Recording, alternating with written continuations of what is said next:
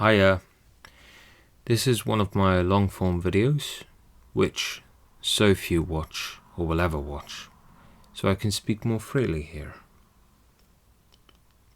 Today I'm going to speak about what is the purpose or meaning of life and the world in general. First, some disclaimers. I'm not a philosopher.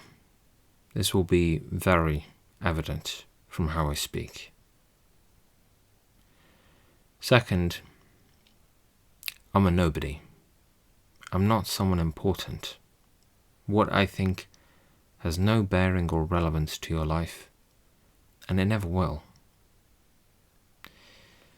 And third, I'm not cool. Influencers and cool people all around you subtly, sometimes not so subtly, determine your worldview and affect your worldview. But I'm none of these. So really this video is more self-expression than anything. It's not information. And it's not inspiration. So anyway, without further ado, what's the meaning or purpose of life? So I have a stock answer to this, an answer that I would give to a man on the street. The purpose of life is to stay healthy, look after your body, to form a family and to serve your community. So those three: body, family and community. You do those three and you will feel fulfilled, and in most traditions around the world you're halfway there, because you're a pillar that people rely upon, and it's the exact kind of person that people really want to be around deep down. Okay, but those are quite up for interpretation, aren't they? Indeed they are, and I've thought about them, and because it's a long form video which nobody watches, I can elaborate, and I will. So what does it mean to be healthy? Being healthy means feeling good, having energy, and living a long time. Okay, well, what do those mean? Well, feeling good is something that you should just simply know. Everyone knows what pain is, so feeling good, if not feeling good, then you should at least not be in outright explicit pain. What about having energy? Well, you should have the energy to do the things that you want to do with your body, but I also believe that you should be able to do the things that people have nearly always been able to do. People of a healthy age anyway, those 30 to 33 years old, so that means being able to walk, swim, touch your toes, etc. I've covered these in another video before. And what about living a long time? In the other video I said perhaps living until around 100, just as an easy reference point, but I understand that that's ultimately arbitrary. Something that would feel non-arbitrary and more relatable to most of the world, especially throughout history, is me saying live long enough to see your grandchildren get married. But ultimately people will live as long as they're destined to live for. So that's being healthy. Forming a family is pretty obvious. When you have children, or you acquire children by adopting them, or being, if you just simply have to look after children, there's all this terminology around it. Basically, if children are under your care, you should provide for them, not just materially with food and clothing and shelter, but also lovingly. You should give them time, care and attention. And the same is true for your spouse. Okay, and then as for serving the community, well, the absolute bedrock of this is charity, giving to those most in need, protecting it, communicating with your neighbours in a pleasant way. And it will be pretty obvious what that means depending on the context that you're living in. So that's the stock answer. Body, family, community. Or, if they prefer it phrased in terms of values, healthy, helpful, happy. In that order, by the way. If you're healthy, then you can be helpful. And if you're healthy and helpful, you'll generally feel happy. There. Now, what about the more quote-unquote sophisticated answer? And these are massive bunny quotes, by the way, because I'm not a philosopher. Well, what I say to myself is, imagine that I cannot feel anything at all. No happiness or sadness, or anger, or fear, or surprise. Well, then there's nothing to tempt me, or threaten me with. No reward or punishment. So what do I do? Need I do anything? Is anything compelling to such an individual? I would say to them that, indeed, you may feel that nothing is really compelling. However, do you know if that will always be the case? No, you don't. Perhaps one day you will have feelings. And perhaps one day you will know what to do. The answer will land in your lap. You'll get revelation or whatever it is that you need and that you can internally say, oh, I'm going to orient myself towards that now, and I feel correct or good or beautiful or right, or somehow just you feel right by doing it, and you actually go ahead and do it. So, because you have admitted that you don't know that can't come along, perhaps it can come along, and therefore, at the very least, you should try and survive. Try and survive until you get an answer. Second, what if that does come along,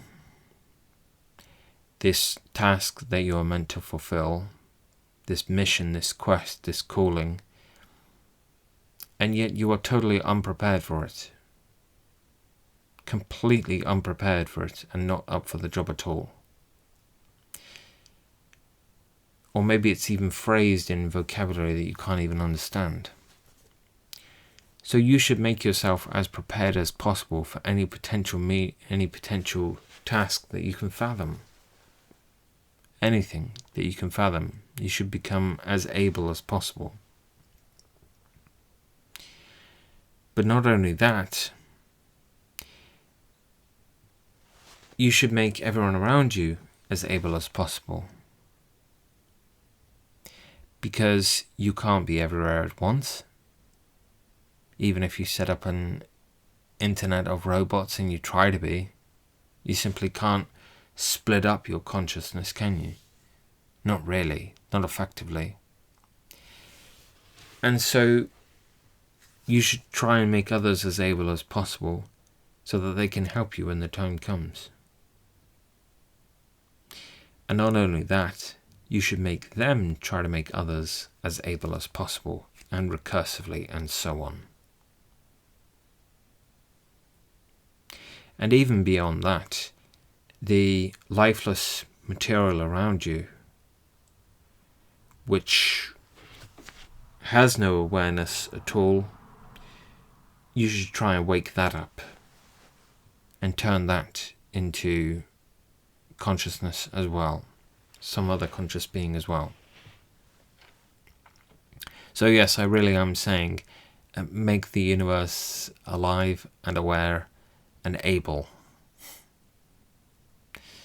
That's what I think you should do. Now, if you actually do have a sense of happiness and sadness, if you do have a reward function in your mind, well, what if your reward function is wrong? What if it's just wired wrong? The classic example is a paperclip maximizer. But what if you were a human being who thought that the ultimate purpose of life is to paint everything red? Like those cards in Alice in Wonderland. For some reason you just, I don't know why, you're wired up in such a way that you just think that painting everything red is the point. So you have to always have that small kernel inside you that says, hey, I could be wrong about this. And so you see, the first position sort of like wins and trumps it because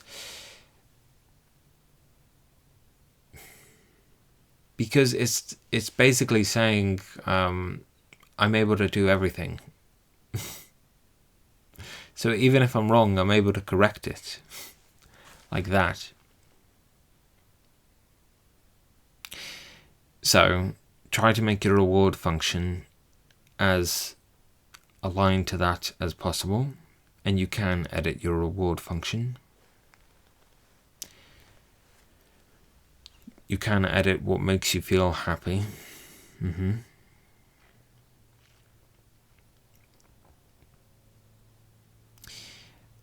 now, what if doing so makes you and everyone around you in the most miserable state possible? Well, then this sort of like creates the next layer, which is like, there's no rush. You want to make everything as potent as possible. Well, isn't it just kind of artificial to say that, it has to be done by next Wednesday? So do it in the most enjoyable and beautiful way for everyone involved.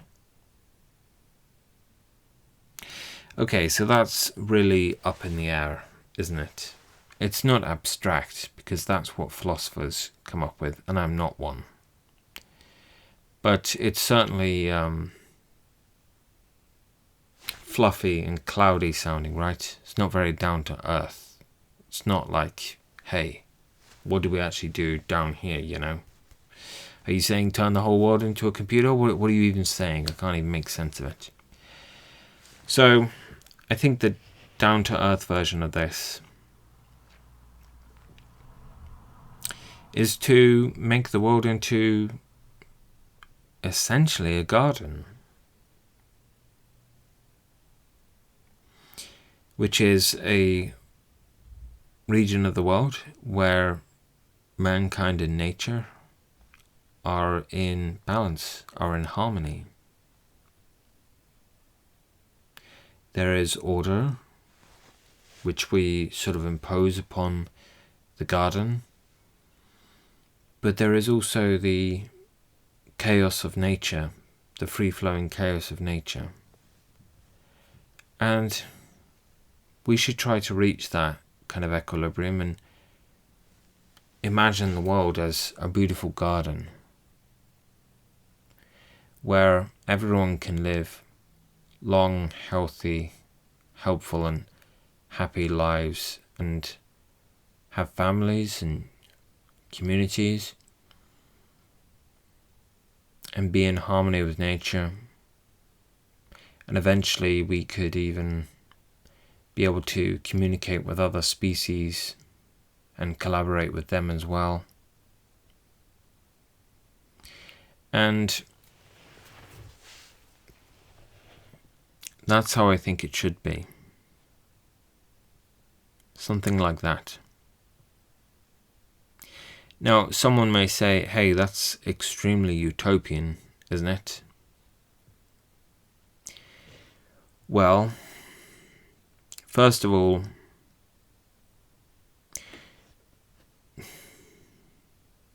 no, I just don't think it is. We have extremely powerful technology which can process dizzying amounts of data. And I know it makes people feel guilty and horrible, but we actually do have a lot of free time. Someone must be liking all these videos and watching all these videos.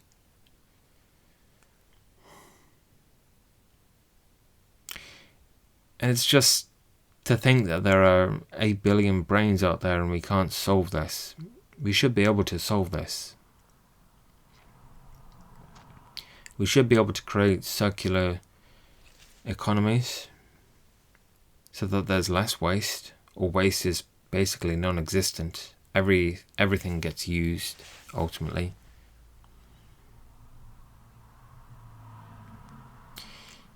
And we should be able to reach equilibrium with nature. I would personally like half of the land on Earth to be natural and untouched. But I know that there are just so many issues, so many deep issues.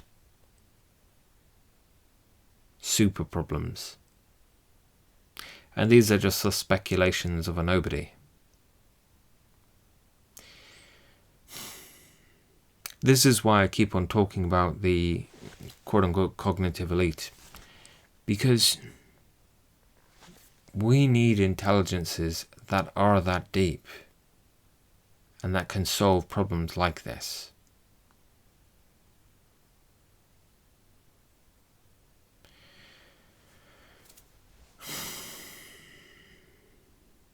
Anyway, this has got me like sort of brooding over the future, so I guess I'll just end it here.